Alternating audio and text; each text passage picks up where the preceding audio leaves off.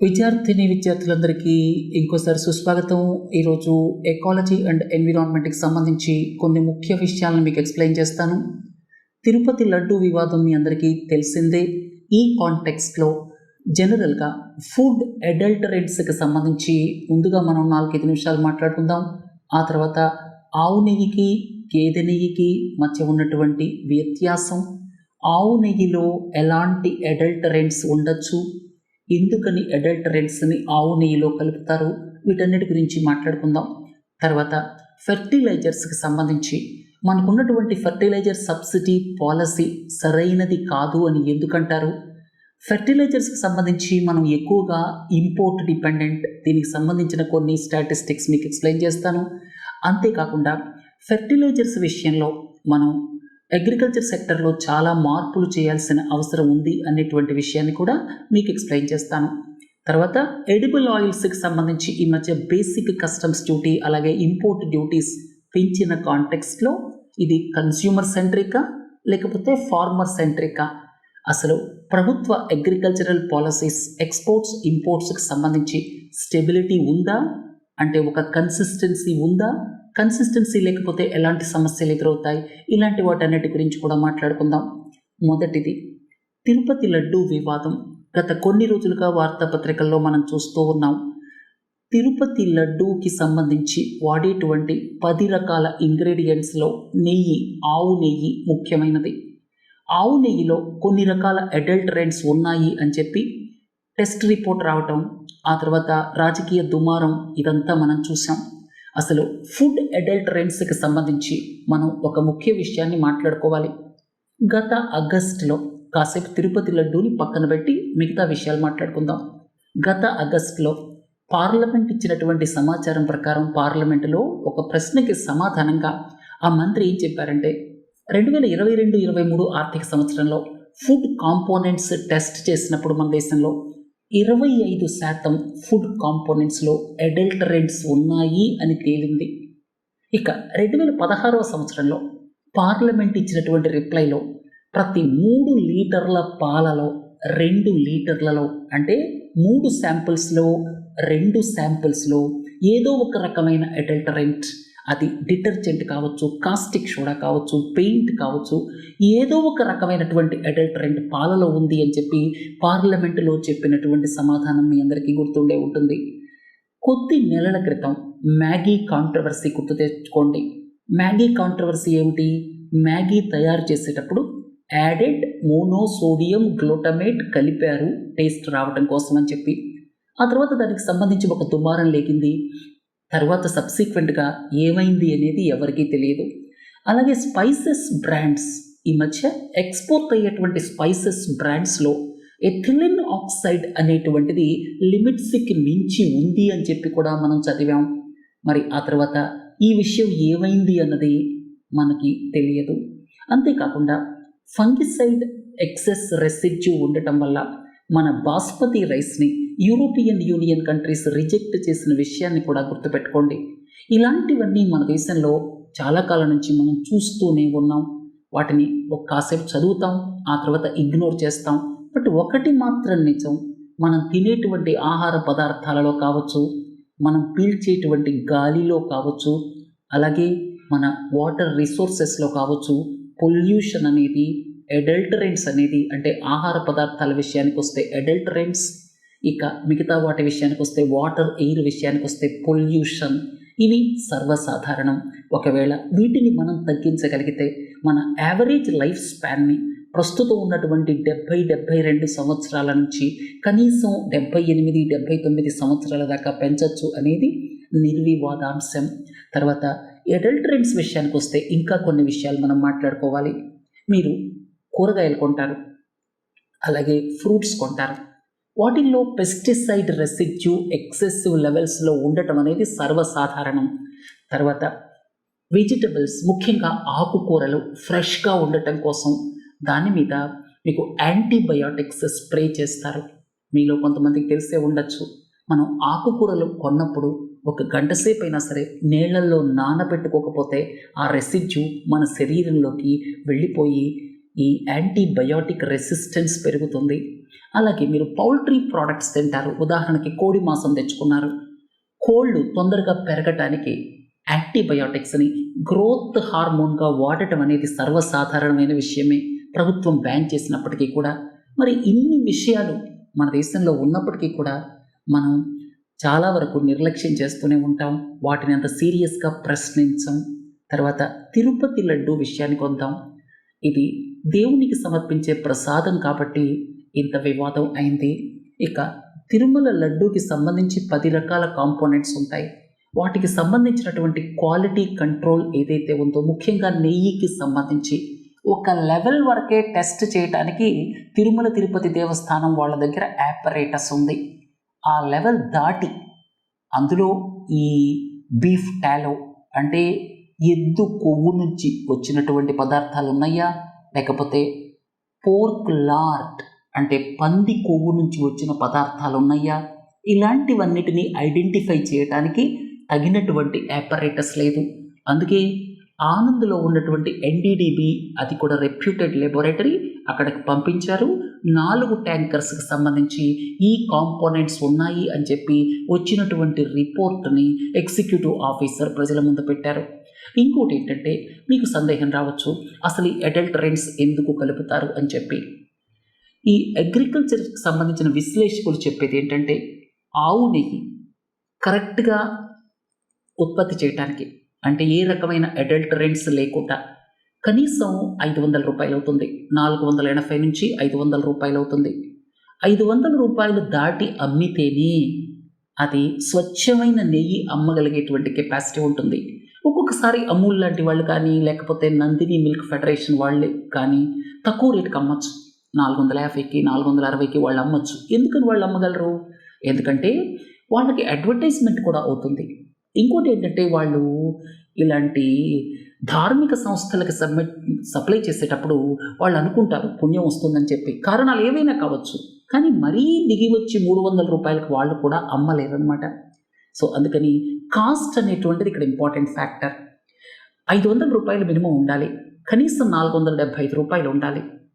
ఇంకొక ముఖ్యమైన విషయం ఏంటంటే, ఇందులో ఎందుకని వెజిటబుల్ ఆయిల్స్ని మిక్స్ చేస్తున్నారు, అలాగే బీఫ్ టాలోని మిక్స్ చేస్తున్నారంటే, మీరు ఉదాహరణకి బీఫ్ టాలో తీసుకున్నారనుకోండి, అంటే ఎద్దు కొవ్వు నుంచి వచ్చినటువంటి ఆయిల్, దాని ఖరీదు మార్కెట్లో 80 రూపాయలు 90 రూపాయలు ఉంటుంది.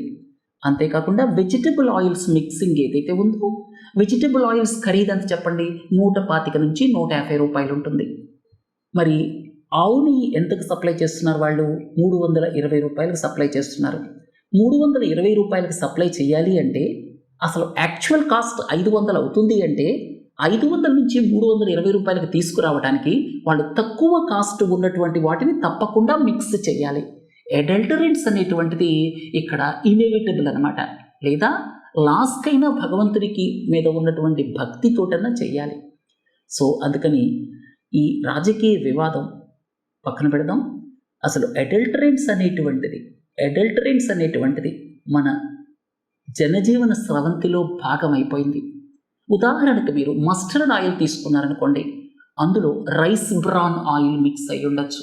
ఎందుకంటే మస్టర్డ్ ఆయిల్ కంటే రైస్ బ్రాన్ ఆయిల్ యొక్క కాస్ట్ తక్కువ ఉంటుంది. ఇట్లా ఏదైతే చీప్గా దొరుకుతుందో దాన్ని తీసుకెళ్ళి మిక్స్ చేస్తారు.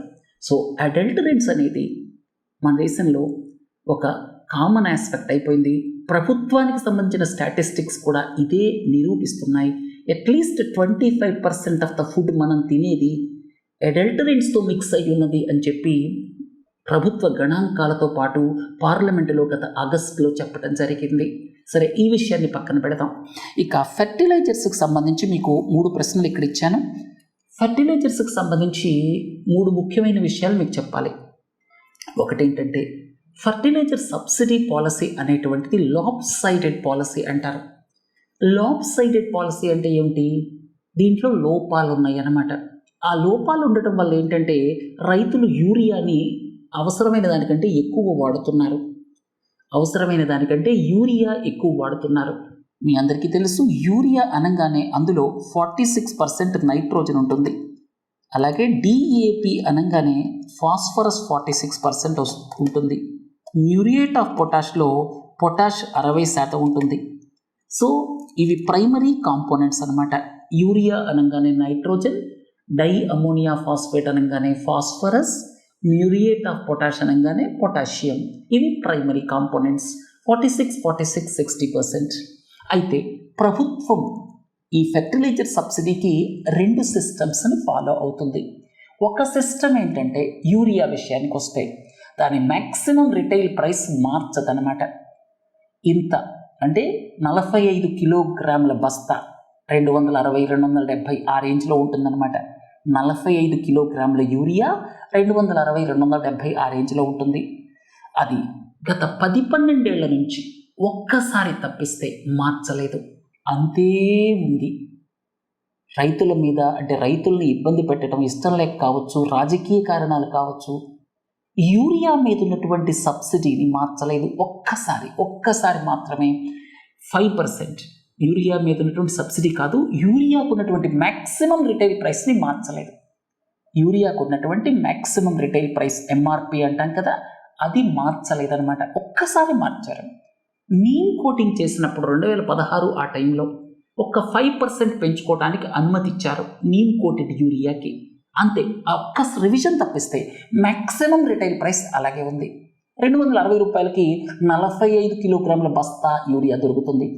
కానీ యాక్చువల్ కాస్ట్ 45 కిలోగ్రాముల బస్తా ఎంత అవుతుందో తెలుసా? 1200-1300 అవుతుంది. దాదాపు 70-80% సబ్సిడీ ప్రభుత్వం భరిస్తోంది. 2012వ సంవత్సరంలో ఈ సబ్సిడీ కేవలం 20-30% ఉండేది. అది పెరుగుతూ పోయి అబ్నార్మల్ సబ్సిడీ అయిపోయిందన్నమాట యూరియాకి సంబంధించి. అయినా కూడా మ్యాక్సిమం రిటైల్ ప్రైస్ మార్చడం లేదు. ఒక్కసారైనా వెయిట్ చేశారు, ఏది నీమ్ కోటెడ్ యూరియా వచ్చినప్పుడు.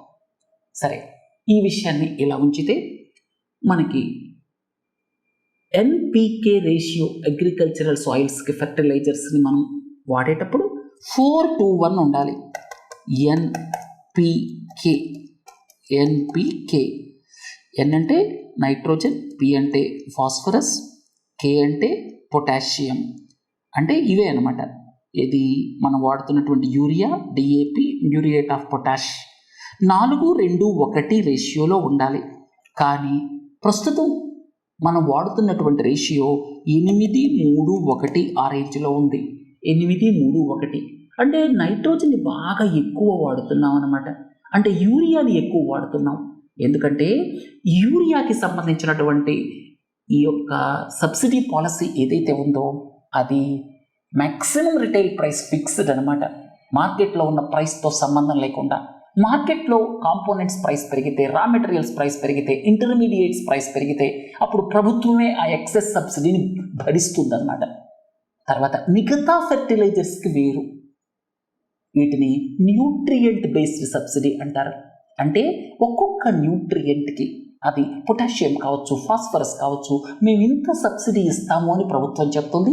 ఆ తర్వాత మ్యాక్సిమం రిటైల్ ప్రైస్ని ఈ ఫెర్టిలైజర్ కంపెనీస్ డిసైడ్ చేసుకుంటాయి. అంటే మ్యాక్సిమం రిటైల్ ప్రైస్ యూరియాకి మారదు, ప్రపంచంలో ఏ పరిస్థితులు వచ్చినా, ఏ కాంపోనెంట్ రేట్ పెరిగిపోయినా. అయితే మిగతా ఫెర్టిలైజర్స్ ఏవైతే ఉన్నాయో అవి న్యూట్రియంట్ బేస్డ్ సబ్సిడీ అంటాం. దాని ప్రకారం ప్రభుత్వం మేము ఇంతే సబ్సిడీ ఇస్తాం, కిలోగ్రామ్ పొటాషియంకి ఎంత ఇస్తాం, కిలోగ్రామ్ ఫాస్ఫరస్కి ఎంత ఇస్తాం, మీరు మ్యాక్సిమం రిటైల్ ప్రైస్ ఫిక్స్ చేసుకోండి అని చెప్పి ఫెర్టిలైజర్ కంపెనీస్కి చెప్తుంది. దాంతో ఆ ఫెర్టిలైజర్స్ రేట్స్ పెరిగిపోయినాయి. మ్యాక్సిమం రిటైల్ ప్రైస్ వాళ్ళ చేతిలో ఉంది, మేము ఎంతకంటే ఎక్కువ సబ్సిడీ ఇవ్వము అని ప్రభుత్వం చెప్తోంది. అవి రేట్లు పెరిగిపోవటం, యూరియా రేట్ బాగా చీప్గా ఉండటంతో రైతులు వెళ్ళిపోయి యూరియా యూజ్ చేస్తున్నారు. ఇక్కడ రిస్ట్రిక్షన్ ఏం లేదు కదా, మీరు ఎందుకంటే ఎక్కువ కొనకూడదని. అందుకని యూరియా యూసేజ్ విపరీతంగా పెరిగిపోయింది. దీనివల్ల ఏం జరిగిందంటే మీరు చూడండి, మన దేశం యూజ్ చేస్తున్నటువంటి ఫెర్టిలైజర్స్ దాదాపు 70 మిలియన్ టన్నుల్లో 36 మిలియన్ టన్నులు ఒక్క యూరియానే. 65-70 మిలియన్ టన్నులు మన దేశం యూజ్ చేస్తున్న ఫెర్టిలైజర్స్, అందులో 36 మిలియన్ టన్నులు యూరియానే. ఈ 36 మిలియన్ టన్నుల్లో కూడా 24 మిలియన్ టన్నులు మనం ప్రొడ్యూస్ చేస్తున్నాం. 11-12 మిలియన్ టన్నులు దిగుమతి చేసుకుంటున్నాం, ఇంపోర్ట్ చేసుకుంటున్నాం. మనం తయారు చేసేటువంటి దానికి కూడా ఇంకొక పాయింట్ ఏంటంటే, మనం తయారు చేసేటువంటి యూరియాకి కూడా, యూరియా అంటే బేసికలీ 46% నైట్రోజన్ కదా, సో అమోనియా తయారు చేయాలి. అమ్మోనియా తయారు చేయాలంటే న్యాచురల్ గ్యాస్ కావాలి. న్యాచురల్ గ్యాస్ కూడా మోర్ దాన్ 50% ఇంపోర్టెడ్ కదా. అందుకని ఇంపోర్టెడ్ కాంపోనెంట్స్ ఫర్టిలైజర్ సెక్టర్లో ఎక్కువైపోయాయి. మనకి ఒకటేంటంటే సబ్సిడీ పాలసీ అనేది regressive subsidy policy, lopsided subsidy policy. ఇక తర్వాత ప్రశ్నకు వద్దాం. India's fertilisers highly import dependent. Urea అనవసరంగా ఎక్కువ వాడుతున్నాం, అదొక పాయింట్. 36 మిలియన్ టన్నుల్లో 24-25 మనం ప్రొడ్యూస్ చేస్తున్నాం.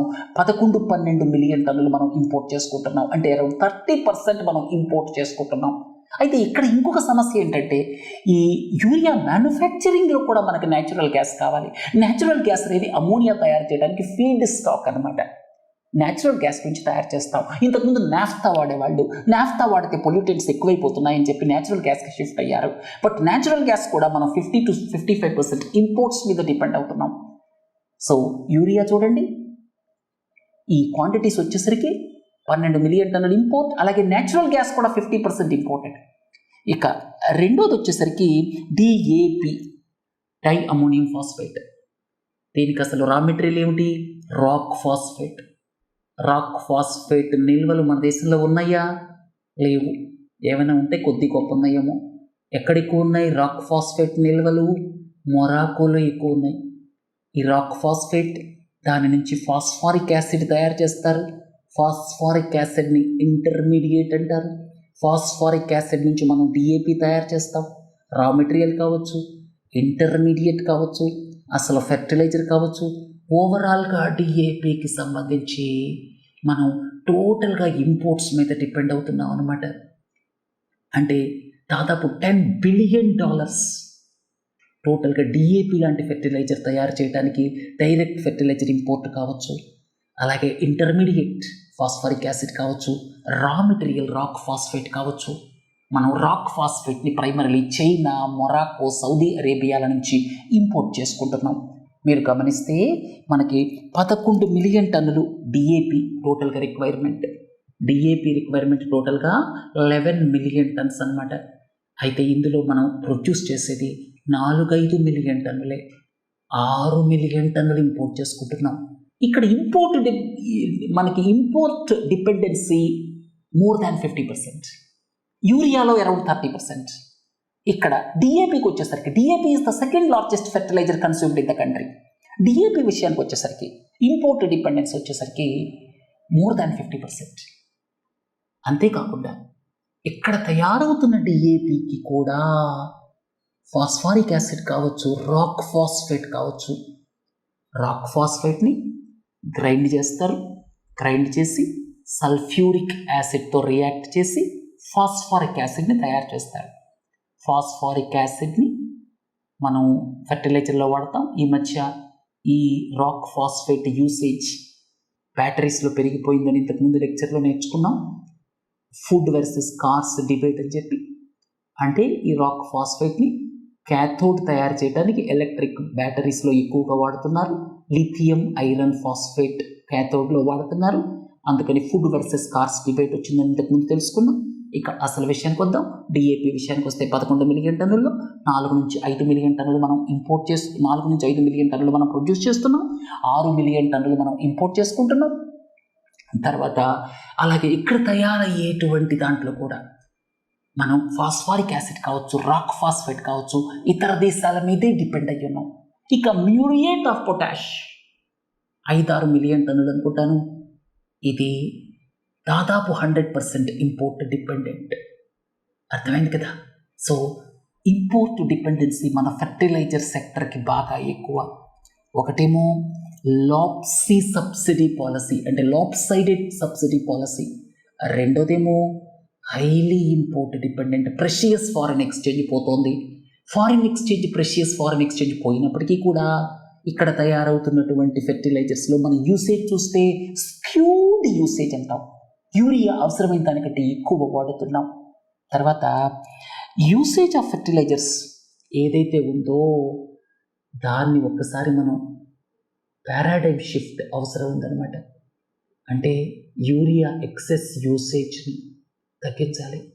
ఒక క్యాప్ పెట్టాలి, అంటే లిమిట్ పెట్టాలి. మీరు ఏ పంట వేస్తున్నారు, దానికి ఎంత కావాలి అంత తీసుకెళ్ళండి అని చెప్పి.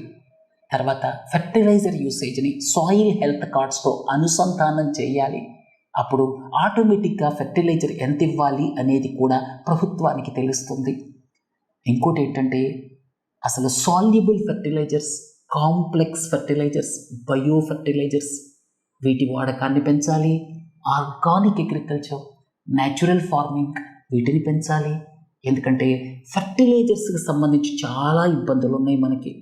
ఒక పెద్ద ఇబ్బంది ఏంటంటే లాప్సైడెడ్ సబ్సిడీ పాలసీని ప్రభుత్వం ఇమ్మీడియట్గా కరెక్ట్ చేయాలి.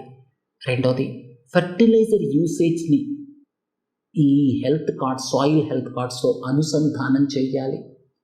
మూడోది ఏంటంటే మనం ఆర్గానిక్ అగ్రికల్చర్, న్యాచురల్ ఫార్మింగ్ వాటి మీద దృష్టి పెట్టాలి. బయో ఫెర్టిలైజర్స్ని డెవలప్ చేయాలి. తర్వాత ఇట్లాంటి రిఫార్మ్స్ తీసుకురాకపోతే రైతు సఫర్ అవుతున్నాడు, దేశం సఫర్ అవుతోంది. ఈ ఫెర్టిలైజర్స్కి సంబంధించిన పాలసీ ఎవరికీ ఉపయోగపడలేదు. ఇంకొకటి ఏంటంటే ఎన్విరాన్మెంటల్ కన్సర్న్స్ ఉండనే ఉంది. మనం ఎక్కువ నైట్రోజన్ బేస్డ్ ఫెర్టిలైజర్స్ వాడుతున్నాం. దాంతో నైట్రేట్ పొల్యూషన్ అవుతోంది గ్రౌండ్ వాటర్.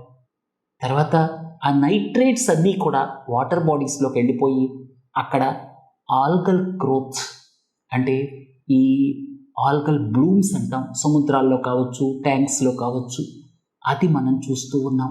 దాని రిపర్క్యూషన్స్ కూడా చూస్తూ ఉన్నాం. సముద్రాల్లో మెరైన్ లైఫ్ ఎఫెక్ట్ అవుతోంది.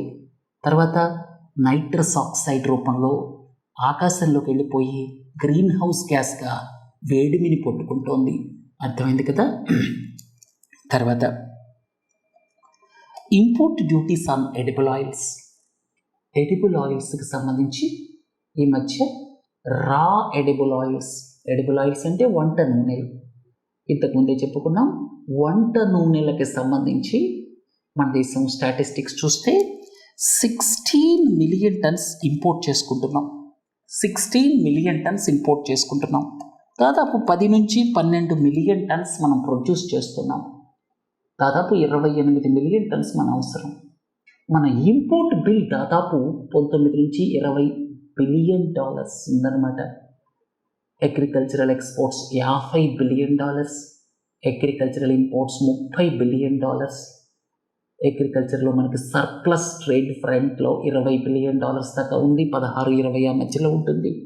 ఈ $30 బిలియన్ కూడా $20 బిలియన్ ఒకే ఒక్క కమోడిటీ, అదే వెజిటబుల్ ఆయిల్స్లో ఎక్కువ పామాయిల్ ఇంపోర్ట్ ఇండోనేషియా, మలేషియా దేశాల నుంచి జరుగుతుంది. సోయాబీన్ అర్జెంటీనా, బ్రెజిల్, అలాగే sunflower oil Russia, Ukraine, Romania లాంటి దేశాల నుంచి జరుగుతుంది. సో మొదటిది పామాయిల్ అనమాట. ఇండోనేషియా, మలేషియా 16 మిలియన్ టన్నులు ఇంపోర్ట్ చేసుకుంటున్నాం. 10 to 12 మిలియన్ టన్స్ ప్రొడ్యూస్ చేస్తున్నాం. ఈ 10 to 12 మిలియన్ టన్స్లో దాదాపు 40% మస్టర్డ్ ఆయిల్ ఉంటుంది మన దేశంలో ప్రొడ్యూస్ అయ్యేది. ఇవి స్టాటిస్టిక్స్. అయితే import duties, basic customs duty ఈ ఆయిల్స్ మీద, వెజిటబుల్ ఆయిల్స్, రా వెజిటబుల్ ఆయిల్స్ మీద, తర్వాత ఇక్కడికి వచ్చాక రిఫైన్ చేస్తారు, ప్రాసెస్ చేస్తారు. రా వెజిటబుల్ ఆయిల్స్ మీద ఇంతకుముందు 0% బేసిక్ కస్టమ్స్ డ్యూటీ ఉండేది. దీన్ని కన్స్యూమర్ సెంట్రిక్ అనేవాళ్ళు. అంటే కస్టమర్స్కి తక్కువ ధరకి వంట నూనెలు అందించడానికి బేసిక్ కస్టమ్స్ డ్యూటీని 0% పెట్టింది అని అన్నమాట. అర్థమైంది కదా. తర్వాత దీన్ని ఇప్పుడు 20%కి పెంచారు. 20%కి పెంచారు అంటే డొమెస్టిక్ ఇండస్ట్రీని ప్రొటెక్ట్ చేయడానికి. ధరలు కొంచెం పెరుగుతాయి, కానీ డొమెస్టికల్లీ రైతును కూడా కాపాడాలి కదా. అందుకని ఈ 0% నుంచి 20%కి బేసిక్ కస్టమ్స్ డ్యూటీ వంట నూనెల మీద, అంటే రా వంట నూనెలు ఏవైతే ఉన్నాయో, రా వెజిటబుల్ ఆయిల్స్ ఏవైతే ఉన్నాయో వాటి మీద 0% నుంచి 20%కి ఏదైతే పెంచారో, 0% ఉన్నప్పుడు దాన్ని కన్స్యూమర్ సెంట్రిక్ అన్నారు. 20% పెరిగేటప్పటికి ఫార్మర్ సెంట్రిక్ అంటున్నారనమాట. సో మన దేశంలో అగ్రికల్చర్ సెక్టర్కి సంబంధించిన పాలసీస్ కొన్నిసార్లు ఫార్మర్ సెంట్రిక్ అవుతాయి, కొన్నిసార్లు కన్స్యూమర్ సెంట్రిక్ అవుతాయి. వీటిని బ్యాలెన్స్ చేయటం అనేది కొంచెం ప్రభుత్వాలకు కష్టంగా ఉంటుంది. 0% బేసిక్ కస్టమ్స్ డ్యూటీ ఉన్నప్పుడు మనకి చీప్గా ఇంపోర్ట్స్ జరుగుతూ ఉండే మన మార్కెట్లో పామాయిల్ ధర కానీ లేకపోతే మిగతా వాటి ధరలు కానీ తక్కువ ఉండేవి. కానీ ఏమవుతోంది, ఇక్కడ పంట పండించిన రైతుకి సరైన ధర దొరకటం లేదు, గిట్టుబాటు ధర దొరకటం లేదు. ఈ ఏదైతే ప్రభుత్వం నిర్ణయించినటువంటి ధర ఉందో దానికంటే తక్కువకే అమ్ముకోవాల్సినటువంటి పరిస్థితి వస్తోందన్నమాట. కాబట్టి రైతులని ఆ ఇబ్బందుల నుంచి బయటపడేయడానికి 0% నుంచి 20%కి బేసిక్ కస్టమ్స్ డ్యూటీ రా వెజిటబుల్ ఆయిల్ మీద పెంచారు. అయితే ఇప్పుడేమవుతోంది, కన్స్యూమర్స్కి కొంచెం ధర పెరిగింది, ఫార్మర్స్ ప్రొటెక్ట్ అయ్యారు. ఫార్మర్స్ ప్రొడ్యూస్ చేసేటువంటి ఈ యొక్క ఏవైతే ఆయిల్ సీడ్స్ ఉన్నాయో వాటికి మార్కెట్లో ధర పెరిగిందనమాట. సో అందుకని consumer centric, farmer centric agricultural imports ఎక్స్పోర్ట్స్కి సంబంధించి అది ఆనియన్స్ కావచ్చు, లేకపోతే బాస్మతి రైస్ కావచ్చు, వీట్ కావచ్చు, లేకపోతే ఈ వంట నూనెలు కావచ్చు, కొద్దిగా ప్రభుత్వాలకి కష్టం అవుతూ ఉంటుంది. కానీ చాలామంది చెప్పేది ఏంటంటే సడన్గా మీరు 0 నుంచి 20 చేయకుండా కొంత కన్సిస్టెన్సీ మెయింటైన్ చేస్తే బాగుంటుంది. ఇలాంటి కన్సిస్టెన్సీ లేకపోవటం వల్ల ఏమవుతుందంటే కొంచెం ప్రపంచవ్యాప్తంగా మన దేశానికి సంబంధించినటువంటి స్టేచర్ ఏదైతే ఉందో అది తగ్గిపోవచ్చు ఇన్కన్సిస్టెంట్ పాలసీస్ వల్ల. రైతులకు కూడా మీరు కన్సిస్టెంట్ మెసేజ్ ఇవ్వలేకపోతున్నారు అనేటువంటి వాదన కూడా ఉందన్నమాట. రేపు ఎకానమీకి సంబంధించి కొన్ని విషయాలు తెలుసుకుందాం. నమస్తే.